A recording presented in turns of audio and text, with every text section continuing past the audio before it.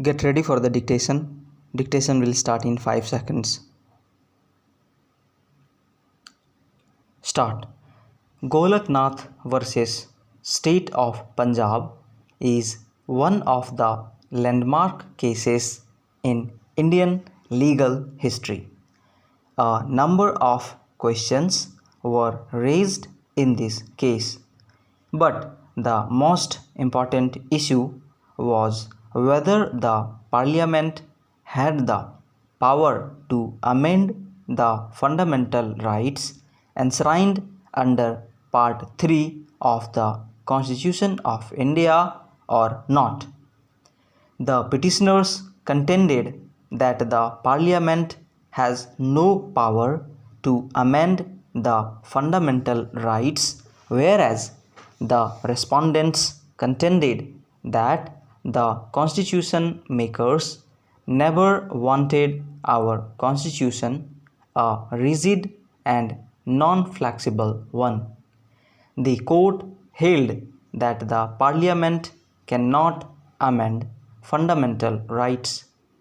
This ruling was overturned in Kesavanandan Bharti versus Union of India 1973.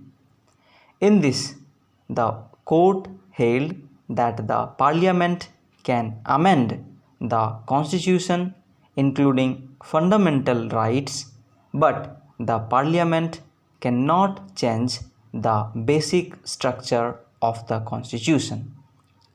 Fundamental rights are the primary rights, the demand of which laid the foundation of the Indian nationalist movement and the Indian National Congress.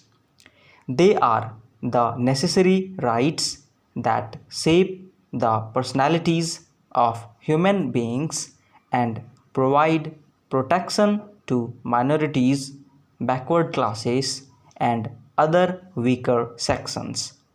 A person with all his fundamental rights provided can chalk out his own life in his own manner.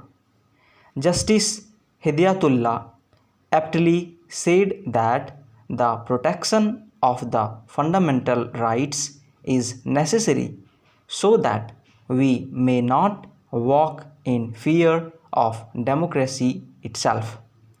It is necessary to preserve the ideals of democracy.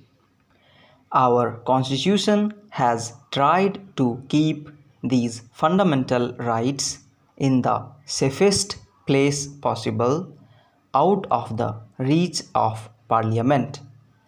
Any legislation of Parliament which seems to infringe on the fundamental rights of the people will be declared void by the court.